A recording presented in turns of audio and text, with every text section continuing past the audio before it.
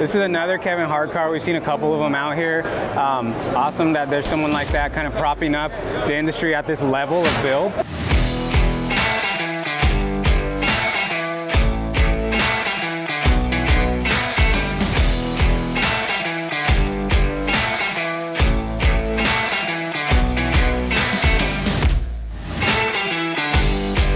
We're here with Zach from Detroit Speed, and we're looking at, you guys probably already seen this car all over social media, a famous owner of this car. This is another Kevin Hart car. We've seen a couple of them out here. Awesome that there's someone like that kind of propping up the industry at this level of build. This is a GTO, a GMA body, but with so many custom touches. Like I don't even know where to start. Everywhere you look on this car, something that even appears stock has been kind of tinkered on, made better, adapted. Of course, it's got your guys' suspension on it. Yes, sir. Yeah, it's using our XGen 595 front suspension, and a modified Quadrolink in the rear.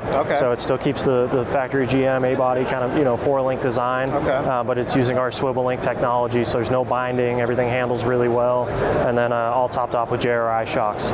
We looked at another truck that you're probably familiar with, an all-carbon C10. Yes. Really wild truck, but it's cool to see that those parts can go on something as extreme as that, or something like, you know, like the consumer could get this suspension from you guys and put it on his Chevelle or GMA body. Probably won't have anything this nice. This is like really cool.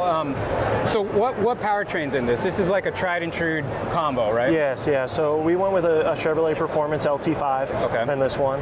It's still a dry sump, so the corner of the cowl has been cut out, and we're hiding the oil tank kind of in between the fender and the cowl, out of sight, out of mind.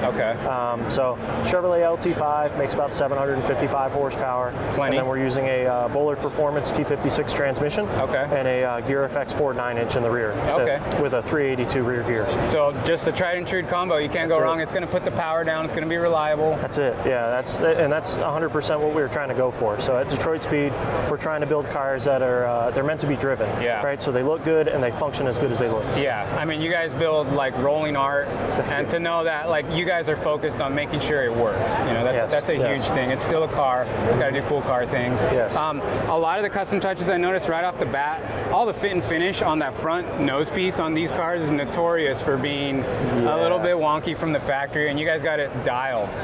What was some of the steps you took to get that all looking as nice as it does? So a big part of, and anybody that's restored a classic GTO, they know that Endura nose is really hard to work with. So we eliminated it altogether. So we actually used the front bumper from a Le Mans. So it started out as a chrome steel front bumper, and then we retrofitted all of the GTO hideaway headlights into that Le Mans bumper. But it allowed us to create solid mounting points, body work it really nice to the fenders, and just get that fitment that you know you don't get with the Endura nose. Your guys' gaps and fitment is just it's crazy good. Even all the window trim, even though it's like powder coated, it's fitted like way better. It looks like all this cowling is custom hand fabricated. Yeah, so we got a lot of custom touches really throughout the engine bay, but the cowl as well.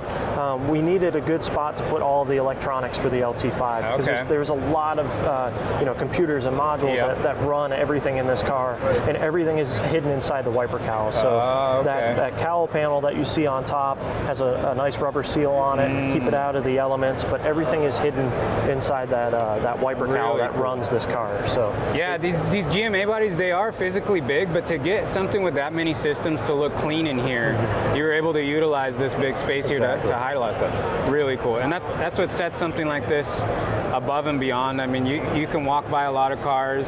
This is still a GTO. You look at this right away and it's a GTO. You know, you can tell what it is, but there's just something about it. The color combo too. What led you guys down the path to doing this color combo, and then the ability that you guys had to play with all the textures on the interior and make it all look modern and nice? I mean, what was the inspiration there, kind of? So the color combination, I got to give Tavis Highlander credit for the interior rendering, because we had a really, really good rendering to start with. And we had discussed multiple color combinations of the car with Kevin Hart when we were designing everything. And ultimately, he has a lot of black cars. He has a lot of black cars. I was about to say He does not venture away from black very often, but there was something about the brown that really appealed to him, and then the interior rendering was created from there to kind of complement that brown. Well, that's got to be something special. You get somebody that has like such a distinct preference to get them out of that comfort zone. It's really got to be special, detail, and and it stands out. You know, it really stands out. I think that's what the attraction to this car is initially. Is it's something a little different, but it's just so nice. It's at a level that you guys always bring to the table. What's something that nobody's asked you about this car that you wouldn't know? That you wouldn't know. Okay, I got 2 examples of things that are probably overlooked. So. Okay.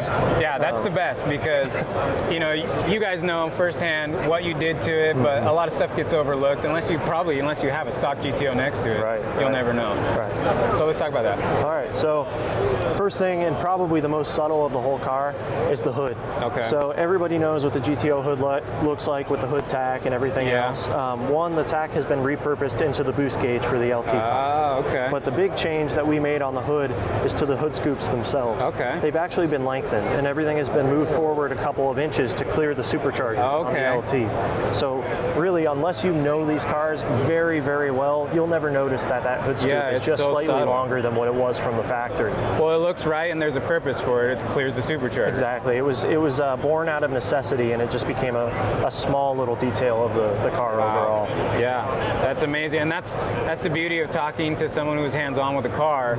You would never notice that just right off the bat. And then the other small detail we have, the lower valence. Not only have we, everything is based off of this factory valence, but the peak has been built out to the Le Mans bumper. I see. Normally there's like a license plate provision there? Yes, sir. Yeah, there's normally a license plate provision there, and then the lower grills are actually 3D printed replicas of the larger GTO grill above. Oh, wow. So unless you get down really low and you look at that, that's something that's really overlooked. Well, and like you said, replicating the shape of it, it just looks right at home on the car. But yeah, no one realized how much work it takes to get something to look like it was supposed to be there. And you're not just doing stuff for the sake of doing it. I mean, this like really works on the car. Thank you. Amazing. Very cool. Yeah, and there's custom touches throughout. We could keep talking about this car forever. I noticed like even the door lock cylinder is recessed a little bit. The GTO badging is custom in the back. I mean, it just goes on and on. You guys just didn't leave any stone unturned with this thing. Yeah, so we focused on a lot of details. You mentioned the GTO badging in the back, so that's a factory marker light, but the GTO script is usually white. Okay. And since we have the touches of gold in the engine bay and in the interior, we decided to carry that throughout the car. So not only do you see it on stuff like the front emblem and the grille, the rear markers, that script has been repainted in gold as well. So we wanted to work those little details in. No matter where you look, there's just that little bit of touch of gold, so to speak, and it kind of gives it almost like a higher end feel, right, to a Pro Touring car. The interior is the same way. There's just little details all mixed throughout. The pointers on the gauges, I mean, it's all the same gold. It's so cohesive too because it goes throughout the engine bay, the outside of the car, the interior. It ties it all in, and the way you guys have like a lot of the satin textures contrasting with the gloss, it's just. It takes somebody at your guys' level to produce something like this. Thank you. We appreciate it. Awesome. Okay, guys, another car that just cannot be ignored is a Kindig-It car. No surprise there. They're always pumping out the best of the best, and it's a black Mopar. It's a Challenger, another Hellephant-powered car. I don't think I've ever seen this many Hellephants in one place, but a perfect car for it. Everything that Kindig-It touches is just over the top, and this one doesn't disappoint. You still recognize the shape of a Challenger, but everything is just custom made on this car. It's on a Roadster Shop chassis, independent rear. I took a quick peek under there, and everything is show quality, just as nice as the top, which is to be expected from them. And the custom interior is just amazing in this car.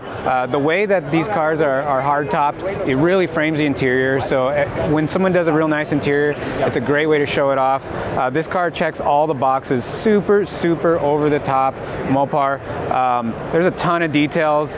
Every little thing on this car has been touched. One of the cool details I noticed is the tail light has the shape of a Challenger, but the honeycomb pattern in the LED has like the little Mopar Pentastars in them. So just little things like that differentiates, like this is not just an average car. This is a full-blown show car. This is the type of stuff that you're only going to see at SEMA or on TV. I'm sure that there's some documentation of this car being built with Kindig-It. Shout out to them, hats off to them. They always bring something really killer to the SEMA SEMA show, and they knocked it out of the park with this. The stance is crazy on this car. This car just has a presence.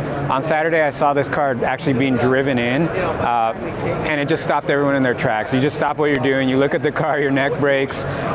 So just once I saw it displayed here, I knew we had to talk about it in depth a little bit.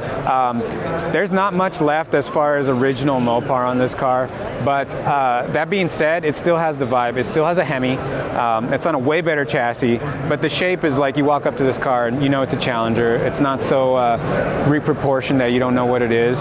So I really appreciated that, and I wish I could talk to them about all the little details, because there's so much stuff on this car that unless you were there and building it, or you maybe had a stock Challenger next to it, you wouldn't be able to pick out all this stuff, but it's just all eye candy. There's stuff that is just like expected, like this bumper gap fitment and things like that. They take so much work, and there's been so much effort done to make that all perfect on this car. Head and shoulders above what a stock Challenger would be. Obviously, you know, a few different Hellephants that we've seen, people dress them up. This one's probably the nicest dressed up one I've seen. A lot of custom covers to give it a show quality finish, but this thing's like 1,000 horsepower, independent rear suspension. I guarantee you, if you wanted to go take this car on the track, it would perform. I know it's not exactly built for that, but I guarantee it would do it. The quality of craftsmanship is just so high. I just really appreciate everything they've done to this car. Everything's been touched on it, everything's refined, everything's just perfect on this car. Okay guys, that was a long day, but we wrapped it up. We talked to some amazing owners and builders of these cars, looked at some really cool cars. I hope you guys love the details of these RestoMods. We brought you some of the best RestoMods we saw in the haul. I love talking details and nerding out on these cars, so I hope you guys like some of the more in-depth reviews. And as always, if you want a RestoMod of your own, or you just want to add to your collection, whatever the case, visit RestoMods.com. We give away a car every 3 months, so get in there to win.